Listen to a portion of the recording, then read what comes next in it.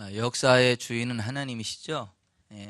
하나님이 태초에 천지 만물을 창조하셨죠. 그리고 하나님의 뜻대로 온 우주 만물을 다스리시고 주관해 가시면서 하늘과 땅과 바다와 그 가운데 모든 것들을 하나님의 형상대로 지음받은 우리가 다스리고 지배하고 통치하며 하나님의 영광을 드러내는 삶을 살아가게 하셨죠.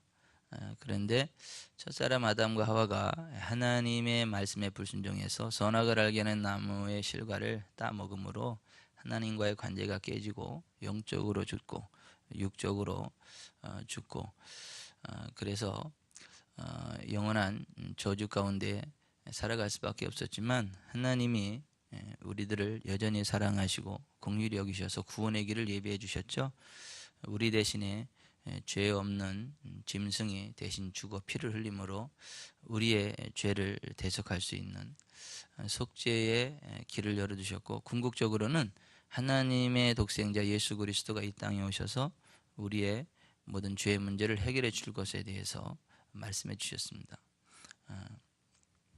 그리고 예수 그리스도의 부활로 우리의 구속이 완성되었음을 확증해 주셨죠.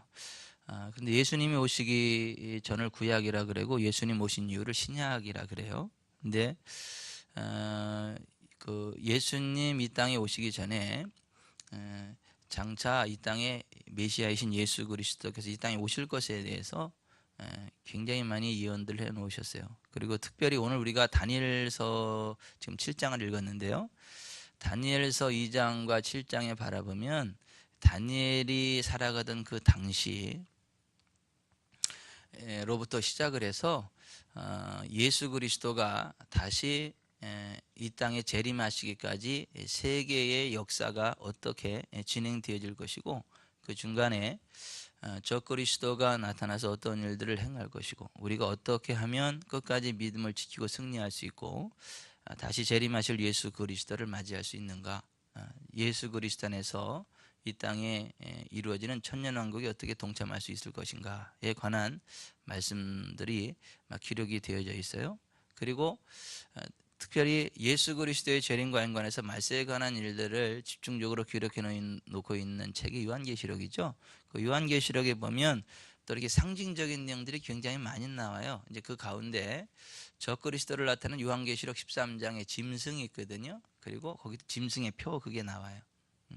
근데 요한계시록 그 13장에 나오는 저 그리스도를 나타내는 그 짐승이 뭐고 그 짐승의 표가 뭔가를 구체적으로 알기 위해서는 이 다니엘서 2장 7장에 나오는 금신상의 내용과 네 짐승의 내용과 거기에 등장하는 저 그리스도의 모습으로 등장하는 작은 뿔에 대해서 정확히 알아야 요한계시록에 기록된 짐승 저 그리스도가 누구고 또 거기서 말하는 짐승의 표가 뭔가를 정확하게 알아서 이 사람들의 말에 이렇게 저렇게 휘둘리지 아니하고 우리가 성경적인 순전한 믿음으로 예수님을 다시 맞이하기 부족함 없는 이렇게 담대한 믿음의 자리에 서게 되거든요.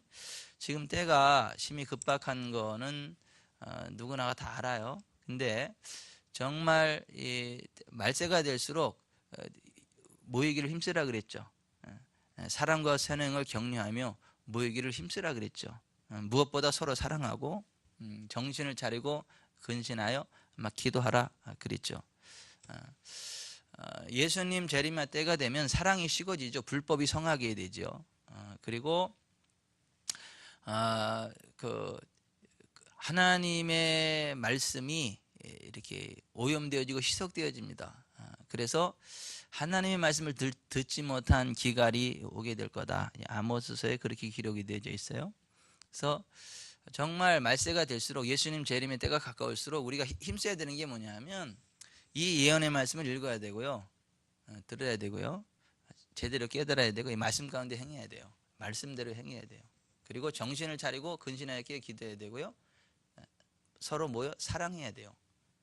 격려해야 되고 함께 믿음으로 굳게 서야 된다라고 하는 것이죠.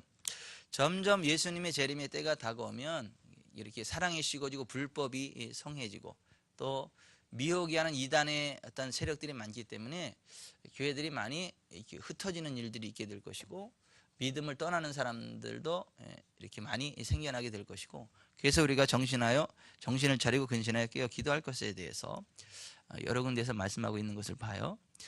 자, 우리가 지금 요한계시록 13장에 나오는 짐승 적그리스도가 무엇인가를 정확하게 알기 위한 그 기초, 베이직으로 지금 그 다니엘서를 보고 있어요. 다니엘서 2장에는 느부갓네살 왕이 신상을 봤죠. 앞으로 나 이후에 세계 역사가 어떻게 될 건가, 그리고 인류 역사의 종말은 어떻게 될 건가에 대해서 고민을 하고 있었어요. 느부갓네살이 고민하다가 잠이 들었는데, 하나님이 느부갓네살이 궁금해하는 그것을, 그 신상을 보여줌으로써 말씀해 주셨어요. 금머리, 은 가슴과 팔, 놋 배와 넓적다리, 쇠로 된 종아리와 열발가락의 신상을 보여줬어요. 근데 그것이 무슨 뜻인지 알지 못하고 막 고민을 하고 있고 그랬지만, 다니엘이 이제 그 세 친구와 더불어 기도했더니 하나님이 그걸 보여주셨죠. 알게 해주셨죠. 장차 그 이제 바벨론으로부터 시작을 해서 메데 파사, 그 다음에 그리스, 헬라, 그리고 이제 로마, 그리고 로마가 열 발가락처럼 10개국으로 이렇게 분열이 되어질 것이고, 그때 손대지 아니한 뜨인 돌이 하늘로부터 내려와서 그 신상을 팡 치고 그 박살을 내면서 그 돌이 온 세상에 큰 태산을 이루는 그런 꿈을 꿨는데, 그 뜨인 돌은 예수 그리스도를 나타내고, 예수 그리스도가 이 땅에 임하셔서 이 세상 권세를 멸하시고 온 천하만국을 다스리는 천년왕국을 이룰 것에 대해서 그렇게 말씀하셨죠. 이게 다니엘서 2장의 내용이죠. 다니엘서 이제 7장에는 또 이제 다니엘이 기도하다가, 이번엔 다니엘이 환상을 봤는데, 자다가 꿈에 환상을 봤는데, 그 환상의 내용은 네 짐승의 모습으로 나타나지 않아요. 근데 이 네 짐승도 역시 장차 이렇게 역사상에 나타날 그 나라들에 관한 내용이죠. 똑같이 이 짐승은, 넷째 짐승은 넷째 나라를 의미한다. 그렇게 해서 이 네 마리의 짐승이 역시 똑같은 나라들을 의미하는데, 2장에 나오는 그대로 이 바벨론으로부터 시작을 해서 메데 파사, 그리스, 로마, 그리고 그 열국의 시대에 하늘에서 구름을 타고 인자 같은 이가 내려와서 세상 권세를 다 멸하시고 영원히 멸하지 아니하는 권세 있는 그 하나님의 나라를 세우게 될 거다. 이게 이제 그 다니엘서 7장에 나오는 내용이죠. 자, 구름 타고 하늘에서 구름을 타고 오는 인자 같은 이가 누구시죠? 예수 그리스도시죠. 예수 그리스도께서 구름 타고 이 땅에 재림하셔서 이 땅에 천년왕국을 이룰 것에 대해서 말씀을 하세요. 그런데 자, 2장에는 등장하지 않는 그 7장에 좀 더 그 계시에 더해진, 그러니까 점진적인 계시로 2장에서는 전체적인 나라의 흐름만 이야기했고, 그 이제 7장에서 짐승에 비유해서는 이제 넷째 나라, 그 로마 나라를 통해서 적그리스도가 나타날 것을 이 작은 뿔의 모습으로 보여주셨어요. 작은 뿔. 그래서 이 작은 뿔이 세 개의 뿔을 뽑아버리고 나와서 이게 사람 입 같은 게 입같이 생겨가지고 막 크게 말을 하고 하나님을 대적하고 뭐 여러 가지 그 8가지 작은 뿔의 특징에 대해서 그 24, 25절에 기록이 되어 있어요. 그리고 그 8가지 특징을 가진 그 적그리스도가 이제 요한계시록 13장에 나오는 적그리스도 짐승과 이렇게 동일한 인물을 나타낸다라고 하는 건데, 자, 적그리스도의 그 8가지 특징이 뭐냐면 24절에 보면 넷째 짐승에게서 나왔죠. 넷째 짐승은 뭐라 그랬죠? 로마죠, 로마. 자, 로마에서 나와요. 그것은 10뿔이 나타난 이후에 생겼죠. 그러니까 이 10뿔이 뭐라 그랬죠? AD 476년 로마가 10개국으로 분열된 사건을 나타내요. 그 분열된 이후에 나온다라고 하는 것이고, 그 다음에 그것은 먼저 있던 자들과 다르다 그랬죠. 자, 먼저 있던 자들은 뭐죠? 정치적인 군주예요. 근데 이 군주는 정치적인 군주와 더불어 종교적인 군주를 같이 겸하는, 그래서 이전에 있던 것들과 달라요. 네 번째 특징은 뭐죠? 새 왕을 복종시킨다는 거죠. 실제로 이 작은 뿔은 로마 교황을 나타내는데, 이 로마 교황은 실제로 로마에서 나왔어요. 그 로마의 그 근거지를 두고 있고요. 또 10개국 분열 이후에 이렇게 옹립된 게 로마 교황이에요. 또 정치와 종교적인 군주를 같이 이렇게 행사함으로써 이전에 있던 세속적인 왕들과는 다른 모습으로 자리하고 있다라고 하는 것이고, 새 왕을 복종시킨다 그랬는데, 저 기독교의 이단, 예수 그리스도를 하나님의 피조물로 보는 그 아리우스파를 표방한 기독교 국가 헤룰리 반달 동고트족을 완전히 뿌리째 뽑아버렸다라고 하는 로마 교황이. 다섯 번째, 그것은 말로 지극히 높으신 이를 대적한다. 25절에 그렇게 되어 있죠. 자, 자기가 이 지상의 하나님이고 자기가 무슨 죄사함의 권세를 가지고 있고 자기는 뭐 자기가 허락해야만 예수 그리스도도 뭐 죄를 살 수 있고 뭐 이런 말도 안 되는, 자기를 하나님의 위치에 놓고 하나님을 대적하는 참담한 말을 계속해서 역사상 이렇게, 이거 짓거린다고 해야 되나요? 그렇게 하나님을 향해서 그런 말도 안 되는 하나님을 대적하는 말을 짓거린 사람이 로마 교황이다. 그래서 그 루터는 주둥어리라고 번역을 했다 그러더라고. 하나님을 대적하는 주둥어리라고 독일어는 그렇게 번역했다 그러더라고. 자, 어쨌거나 다섯 번째 특징이 말로 지극히 높으신 이를 대적하는 게 작은 뿔의 특징이다라고 하는 거예요. 여섯 번째 특징은 뭐냐면 그것은 지극히 높으신 이의 성도를 괴롭게 한다 그랬죠. 실제로 자, AD 538년에 그 아리우스파의 마지막 동고트족이 멸망함으로 로마 교황권이 팍 완전히 전 세계적인 영향권을 팍 붙잡기 시작한 그때로부터 1798년 프랑스 혁명에 의해서 교황 비오 6세가 잡혀가서 프랑스 감옥에 갇히기까지, 교황이 폐위되기까지 1260년 동안에 로마 교황이 얼마나 많은 성도들, 그리스도인들을 죽였냐면 미니멈 5천만, 보통 8천만, 크게는 1억만 명까지 사람들을 아주 잔인하게 학살했다라고 하는 거.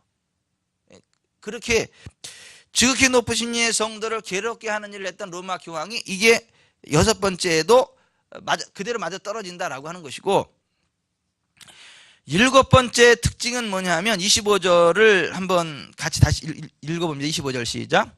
그가 장차 지극히 높으신 이를 말로 대적하며 또 지극히 높으신 이의 성도를 괴롭게 할 것이며 또 그가 또 때와 법을 고치고자 할 것이며. 자, 여기 보면 일곱 번째 특징이 뭐야? 때와 법을 고치고자 한다 그렇게 돼 있죠. 이 일곱 번째 특징도 역시 그 로마 교황에게 그대로 적용되는 것입니다. 자, 때와 법이 뭐냐 하면, 때라는 말은 그 유대의 절기를 말해요. 절기, 종교적인 절기를 말해요. 절기. 법이라는 것은 하나님의 율법을 말하죠. 그러니까 여호와의 절기도 변개시키고 하나님의 율법도 변개시킨다는 거예요. 작은 뿔은. 근데 실제로 로마 교황이 지금까지 해왔고 여전히 하고 있는 일이 이 때와 법을 변개시키는 일이다라고 하는 거죠. 자, 이를테면 자, 마태복음 23장 9절에 보면 땅에 있는 사람을 너희 아버지라 부르지 말라 그랬거든요. 같이 해봅시다. 땅에 있는 사람을 너희 아버지라 부르지 말라. 이게 예수님이 그렇게 말씀하셨거든요. 근데 자기를 아버지라고 부르고 아주 그 명칭 자체를 파파, 아버지 뭐 그런 식으로 하는 사람이 누구예요? 교황. 교황은 자기를 아버지라고 부르라 그래요. 사제들도 마찬가지고 주교들도 마찬가지고 아버지로 자기를 이렇게. 그러니까 이 하나님의 법에 이렇게 정면 도전하는 그러한 부분들이 있죠. 자, 여러분, 이 독신 제도가요, 이게 맞아요, 안 맞아요? 하나님의 일을 할 때, 성직자들이 하나님의 일을 할 때 독신으로만 하나님의 일을 해야 된다. 이게 맞아요, 틀려요? 이거 틀립니다. 물론 자원함으로 내가 결혼할 수도 있지만 내가 정말 주님만을 섬기겠습니다, 주님만을 사랑하겠습니다 해서 자원함으로 독신으로 하나님을 섬기는 것은 굉장히 아름답고 하나님이 권신을 기쁘게 받으시는 건 맞지만, 하나님을 섬기려면 무조건 독신이 돼야 된다, 결혼하지 말아야 된다. 하고 법으로 정해놓는 건 그거는 하나님의 말씀과 맞지 않는다라고 하는 것이죠. 성경은 뭐라고 말씀하고 있어요? 디모데전서 3장 2절에 그 감독은 하나님의 일을 하려고 하면 하나님의 종들은 한 아내의 남편이어야 한다. 그리고 아담과 하와를 만들어 놓고 나서 독초하는 게 좋지 못해서 하나님이 그 아담을 위하여 하와를 만들었잖아요. 가정을 세웠잖아요. 그러니까 남자와 여자가 만나서 가정을 이루고 그 건강한 모습을 하나님을 섬기는 이게 하나님의 본래의 어떤 창조의 목적이에요. 질서고. 물론 스스로 자기가 혼자 독신으로 하나님을 섬긴다 해도 하나님 굉장히 기쁘게 받습니다. 그런데 그것이 의무는 아니다. 그 법은 아니다. 성경에서는 오히려 결혼하는 게 법이다. 그런데 정말 하나님을 사랑해서 그 법을 초월해서 정말 너무너무 사랑해서 독신으로 하나님을 섬긴다. 이건 또 하나님 기쁘게 받으신다. 그런데 로마 교황은요 그거를요 법으로 금지해버렸죠. 사제가 되려면, 신부가 되려면, 수녀가 되려면 결혼하면 안 된다. 이거요 하나님을 도전하는 것입니다. 그래서 그걸 불법이라 그래요. 그래서 데살로니가후서 2장 3절 4절에 바라보면 불법의 사람이라고 표현하고 있는 것입니다. 여기서 때와 법을 변제시킨다라고 하는 의미가 바로 그것을 의미한다라는 거예요. 여러분 성경에서 말하는 때 여호와의 절기가 7개가 있죠. 7개.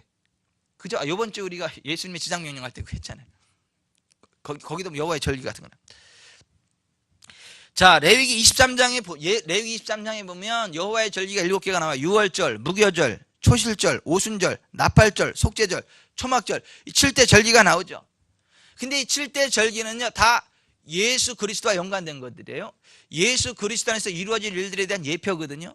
그리고 예수 그리스도 안에서 완성되어진 부분도 있고 완성되어질 부분도 있거든요. 자, 유월절은요 완성되어졌죠. 우리의 유월절 양 예수 그리스도께서 우리의 희생이 되심으로 그의 피로 우리의 죄사함 받고 그의 찢긴 몸으로 우리가 치유함 받잖아요. 그죠?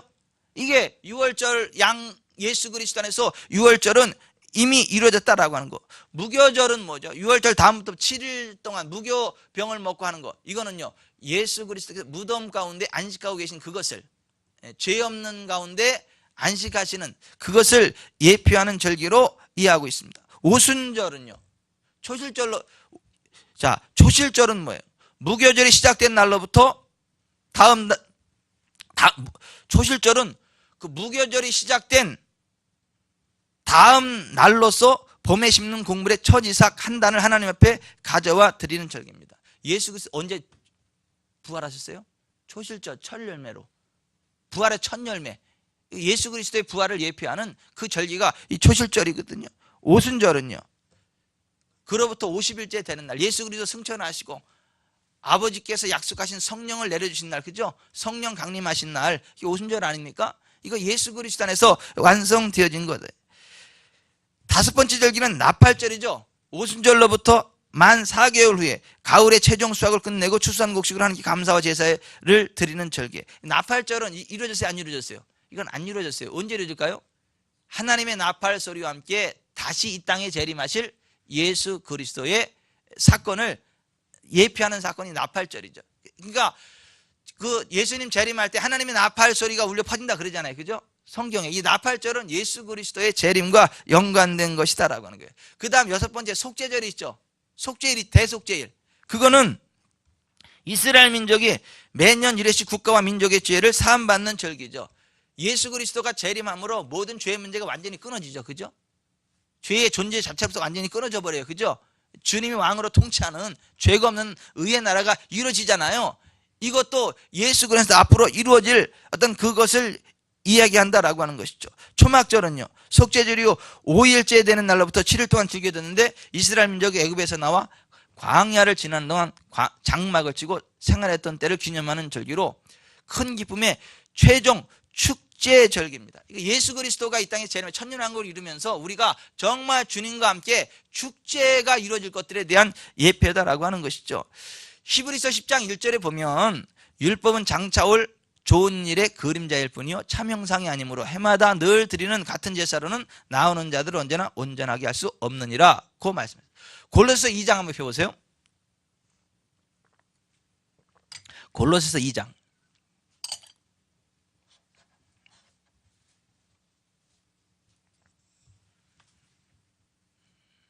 골로새서 2장 몇 페이지예요? 예, 324페이지. 자, 같이 읽어봅니다. 16, 17절 시작. 그러므로 먹고 마시는 것과 절기나 초하루나 안식일을 이유로 누구든지 너희를 비판하지 못하게 하라.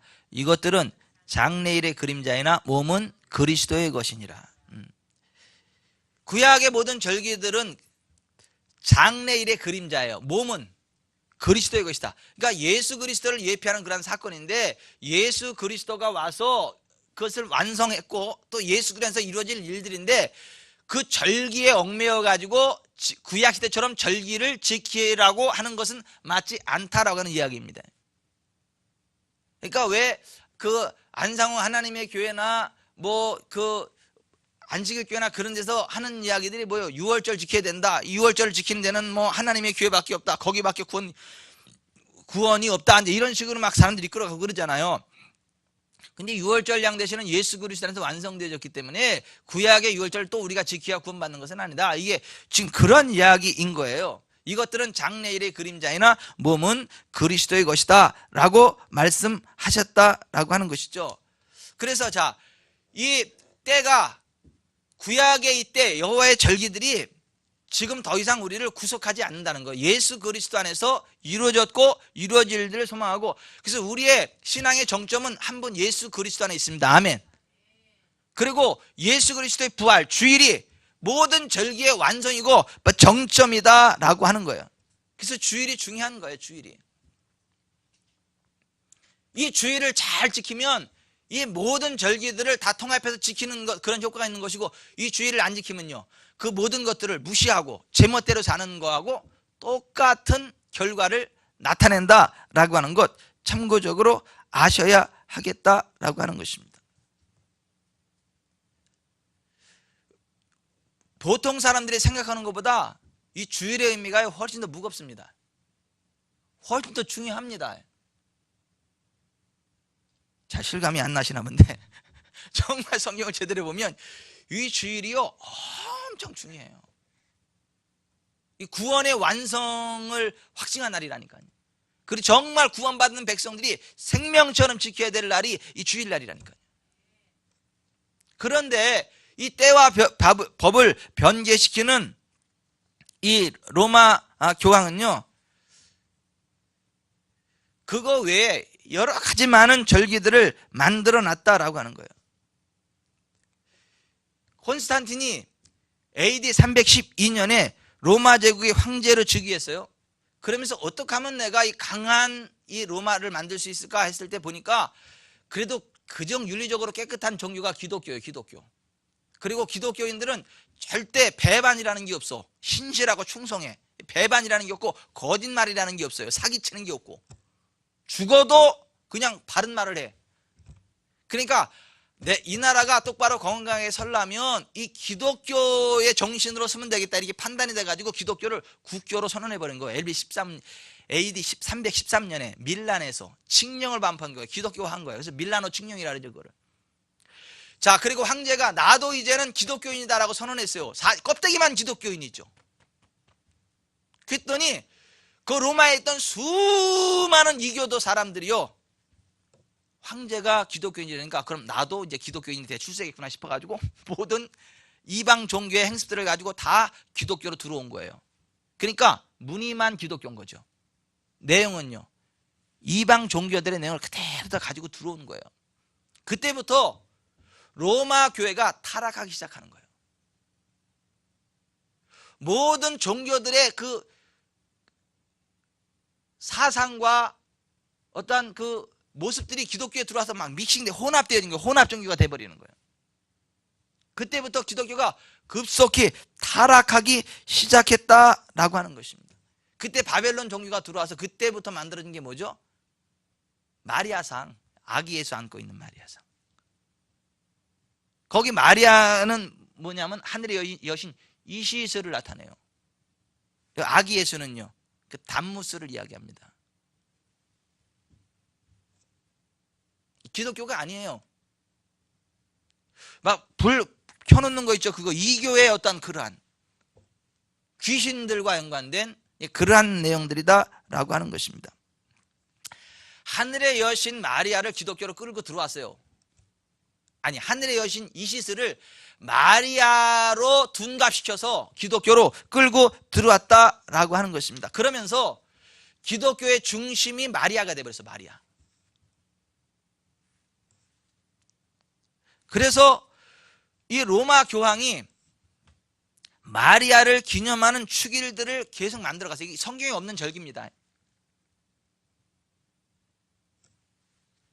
때를 변개시켜버려가지고 수많은 절기들을 만들었는데 거의 한 달에 한 번씩 마리아와 연관된 절기들을 만들어냈어요. 1월 1일 천주에 모친 성마리아 대축일, 2월 2일 주의 봉헌 축일, 마리아가 예수 성탄 후 40일 만에 아기 예수를 예루살렘 성전에서 바친 것을 기념하는 절기다. 2월 11일 루르드의 성모 기념 축일, 3월 25일 성모 영보 대축일. 내용은 제가 얘기를 안 할게요. 시간이 없으니까. 5월 31일 성모의 성녀 엘리사벳 방문 축일, 7월 16일 가르멘산의 동정 성마리아 기념 축일, 8월 5일 성모 대성전 축성 기념 축일, 8월 15일 성모 승천 대축일, 8월 22일 여왕이신 동정 성마리아 기념 축일, 9월 8일 성모 성탄 축일, 9월 15일 성모 통고 기념 주일, 11월 11일 성모 자언 축일, 12월 8일 성모 무원제 잉태 대축일. 뭐 12달보다 더 많어. 거의 매달마다 있는 로마 교회의 마리아 기념 축일들은 마리아에 대한 신심을 효과적으로 장려하기 위해 마리아를 신의 수준으로 높이려는 의도에서 무오류하다는 교황이 만들어낸 오류추성이의 발명품들이다라고. 그 천주교에서도 성령운동 하죠. 그거 아세요? 천주교에서도 성령운동 한다는 거? 천주교에서도 성령운동 합니다. 그들도 막 방언 같은 거 해요. 그리고 예언사역 같은 것도 하고 합니다. 근데 놀라운 게 뭔지 아세요? 천주교에서 하는 영성 집회를 하고 나면 다 하나같이 뭐냐면 성모 마리아를 받대는 거야. 성모 마리아에 대한 신심이 깊어졌다는 거야. 성모 마리아를 너무너무 사랑하게 됐다는 거야. 희한해. 그게 성령의 역사나요? 그 성령의 역사가 아니죠. 그거는 귀신의 역사죠. 어떤 사람은 그래요. 아우 천주교도 성령 운동하고요. 거기도요 막 방언하고요, 예언하고요. 아, 뭐 대단해요. 뭐 그러는데 그 열매를 보면 열매를 보면 그게 성령 사역이 아니에요. 귀신 사역이지. 신약의 성도들에게 요구되는 종교적 축일은 오직 그 실체로 오신 예수 그리스도를 경배하는 날 뿐이어야 한다라고 하는 것 기억하셔야 돼요. 이사야서 42장 8절에 나는 여호와이니 이는 내 이름이라. 나는 내 영광을 다른 자에게 내 찬송을 우상에게 내주지 아니하리라고 했어요. 이게 로마 교황이 때를 변개시켰다고요. 성경에도 없는 때를 계속 만들어갔다. 그것도 집중적으로 마리아의 하늘의 여신 이시스를 숭배하도록 만드는.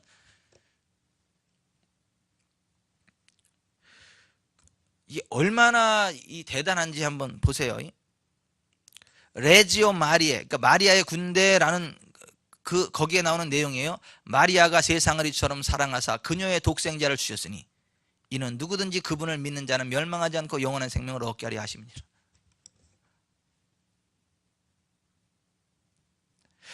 마리아의 영광송에 나오는 거, 오 마리아시여 성부 성자 성령의 삼위께서 당신에게 한 이름을 주셨으니 곧 모든 이름 위에 뛰어난 이름이며 하늘에 있는 것들과 땅에 있는 것들과 땅 아래에 있는 것들로 모든 무릎을 당신의 이름 앞에 꿇게 하실 것임이니이다. 거기 예수님의 자리에 누가 들어가 있어요? 마리아가 들어가 있어. 마리아의 영광송, 우리의 구원은 마리아의 손에 달려 있습니다. 마리아에 의해 보호받는 자가 구원받게 될 것이며 보호를 받지 못하는 자가 구원을 잃게 될 것입니다.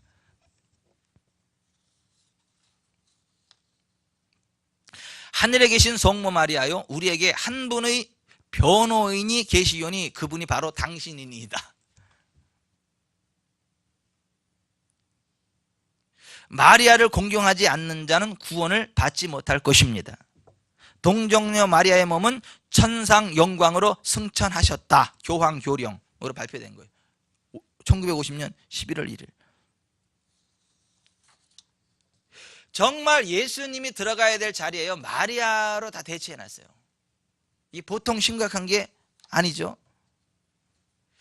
자, 이 로마 교황이 만들어낸 로마 천주교, 로마 교황이 만들어낸 마리아를 신격화하기 위한 5대 거짓말이 있어요. 첫째, 마리아는 평생 처녀였다. 맞나요? 마리아 평생 처녀였어요? 아니요. 아들 열어놨어요. 그죠? 예수님 형제들 있잖아요. 그죠? 자식 열어놨어. 무슨 평생 처녀였다. 마리아는 하나님의 어머니이다. 이게 말이 돼요? 마리아는 원죄에 물들지 않고 태어났다. 맞습니까? 아니요. 마리아는 죄 없는 삶을 살았다. 맞습니까? 마리아는 죽은 후 시체가 썩지 않고 승천하였다. 이거 맞아요? 승천했대. 시체가 썩지 않고. 성모 승천살. 이게 새빨간 거짓말이죠. 때를 변개시켰어요. 누구에게 집중해서요? 마리아에 집중해서. 이 작은 뿔의 특징 가운데 하나. 법을 변개시켰죠. 법. 이 법은 뭐냐면 하나님의 율법을 나타내거든요. 여러분, 하나님의 율법을 이렇게 10개로 정리하는 게 뭐죠? 십계명이죠. 출애굽기 10장에 나오죠. 그죠? 그 십계명 다 아시죠? 한번 외워볼까요? 첫째는요, 너는 나 외에 다른 신들을 내게 있게 말지니라. 두 번째, 너는 너를 위하여 새기는 상을 만들지 말고 그 색에 절하지 말아라. 셋째, 너희 하나님 여호와의 이름을 망령되이 걸지 말아라. 넷째, 안식일을 기억하여 거룩하게 지켜라. 다섯 번째, 내 부모를 공경하라. 여섯 번째, 살인하지 마, 간음하지 말라, 도둑질하지 마라, 네 입에서 거짓 증거하지 마라. 이렇게 10개죠. 근데 천주교에서는요, 이게 이렇게 안 됐어요. 이것도 변개시켰어요. 천주교의 십계명, 천주교 교리문답서에 어떻게 돼 있냐면 이렇게 돼 있어요. 첫째, 하나이신 천주를 흠숭하라. 둘째, 천주의 이름을 헛되이 부르지 말라. 셋째, 주의를 거룩히 지켜라. 좀 이상해졌죠? 이 계명이 없어지고 하나씩 올라왔죠? 그럼 9개 될 거 아니에요. 그죠? 마지막 10번째를 잘라가지고 2개를 만들었어. 그래서 9번째 계명이 뭐냐면 남의 아내를 탐내지 말라. 10번째, 남의 재물을 탐내지 말라. 이렇게 잘라가지고 10개를 만들어놨어. 법을 변제시켰죠. 이 계명을 없애버렸어요. 왜요? 어떤 형상이든지 만들지 말면 절하지 말라 했잖아요. 그죠? 근데 로마 천주교에서 뭘 제일 잘하는 거예요? 마리아상 만들어 놓지, 아기 예수상 만들어 놓지, 성 베드로상 만들어 놓지, 십자고상 만들어 놓지, 뭐 엄청나게 많이 만들잖아요. 그죠? 그러니까 그 이 계명을 아예 통째 없애버렸다니까요. 그리고 10번째 계명을 잘라가지고 2개를 만들어가지고 십계명이다라고 거짓말 시켰다. 근데도 이 천주교 다니는 사람들은 그 굳세게 있죠. 그게 맞다고. 왜냐하면 그들은 성경을 배우는 게 아니라 교리를 배워. 교리. 지독하게 가르칩니다. 6개월, 1년 가르쳐요. 성경을 가르치는 게 아니라 이 교리를 가르쳐. 교리. 그러니까 이게 맞는 줄 알아. 그 사람들은 처음부터 그렇게 배우니까. 성경을 모릅니다. 그 사람들이. 그러면서 하는 얘기가 뭐냐면 기독교는 말하자면 작은 집이고 서자고 사탄의 자식들이고 그래서 구원이 없다. 이렇게 가르칩니다. 겉으로는 무슨 평화, 뭐 하나, 형제인, 뭐 교회 하나인 교회 그러지만 안으로 들어가면요 아주 사악합니다. 안과 밖이 완전히 다른 데가 천주교예요. 사람들이 그 겉모습에 쏙는 거죠. 자, 여기 좀 봅시다. 자, 지금 다니엘서 2장과 7장에서 바벨론 시대로부터 시작해서 예수 그리스도가 재림할 때까지 세계 역사가 어떻게 진행될 것을 말씀하셨어요. 그리고 그 중간에 적그리스도가 나타나서 성도들을 괴롭게 할 거고 하나님을 대적할 거고 뭐 여러 가지 많은 일들을 할 거다라는 것들을 말씀해 놓으셨어요. 근데 거기서 말하는 적그리스도가 누구냐라고 했을 때 로마 교황이다라고 하는 거예요.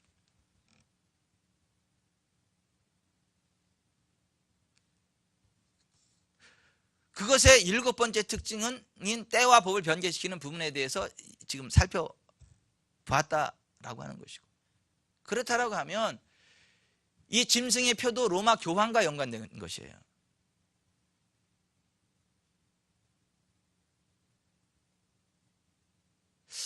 또 안식일 교회에서는 이렇게 이야기합니다. 안식일 교회에서는 이렇게 이야기합니다. 주일이 짐승의 표다 이렇게 이야기합니다. 주일. 안식일을 기억하여 거룩히 지키라 그랬는데 로마 교황이 안식일을 주일로 변제시켰고, 태양신 숭배의 날, 이교원도도 아닌 태양신 숭배의 날로 바꿨고, 그래서 안식일이 아닌 주일을 지키는데 그게 바로 짐승인 로마 교황이 법을 변개시킨 거고, 그 따라가면 주일을 지키는 게 짐승의 표를 받는 거다. 그래서 그 사람들은 구원받지 못한다. 4계명 안식일을 지키는 자들만이 구원받는다. 그래서 안식일 교회만 구원이 있다. 이게 또 안식일 교회에서 주장하는 거예요. 근데 맞습니까? 로마 교황이 그 안식일을 주일로 바꿨습니까? 그런가요? 아니에요. 이 성경에 보면 예수님 안식 후 첫날에 부활하셨죠? 그때로부터 사도들이 안식 후 첫날 모여가지고 서로 교제하고 떡을 떼고, 그죠? 하나님 말씀을 함께 나눴고, 내가 갈 때 염보하지 말고 각 사람이 일을 얻은 대로 얻어둬서 주일에 헌금하라 그랬죠. 근도서 16장에도 보면, 그죠? 요한계시록 보면 더 로즈 데이, 주의 날에 이렇게 돼 있잖아요. 초대 교회로부터 안식 후 첫날 주일로 바뀌어졌지, 중세 시대로 와서 교황이 안식일을 주일로 바꿔서 주일로 둔갑된 게 아니다라고 하는 것 정도는 상식적으로 아셔야 되고, 안식일 교회인데 그러니까 어머 맞네, 안식일인데 주일이네, 교황이 바꿨네, 주일이 짐승의 편에 안식일 교회 가야 돼, 이러면 안 돼요.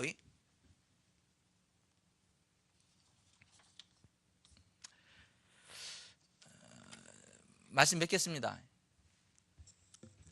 정말 예수님 다시 오십니다. 이 땅에 오셔서 하나님의 영원히 멸하지 않는 영원한 권세, 영원한 하나님 나라를 세우십니다. 정말 주님을 사랑하는 자들이, 정말 주님의 말씀에 순종하는 자들이, 정말 주님을 사랑하고 정신을 차리고 깨어 근신하는 자들이, 정말 등과 기름을 준비한 자들이 신랑으로 오신 예수님을 맞이하고요, 혼인잔치에 들어가게 되고요, 주님과 더불어 1000년 동안 왕노릇하게 됩니다.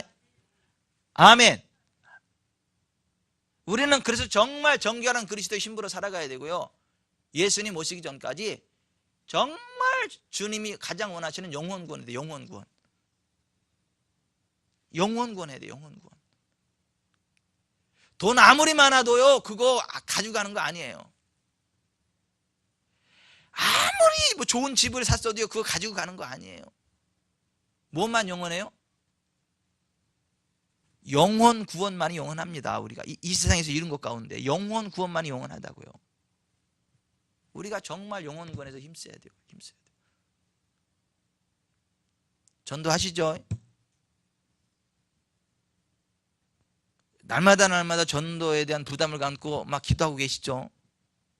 그게 밥 먹을 때도 어떻게 복음을 전하나 막 그게 뭐 고민하는 줄 소화도 잘 되죠. 그러면 열정이 불타올라가지고 막 밥이 다 타버리죠 막. 정말 우리가 그렇게 살아가야 되는 게 맞다. 그것을 위해서 기도해야 되는 건 맞다. 정말 우리가 성경을 믿는다면, 정말 다시 오실 예수님 믿는다면 우리가 거기에 정말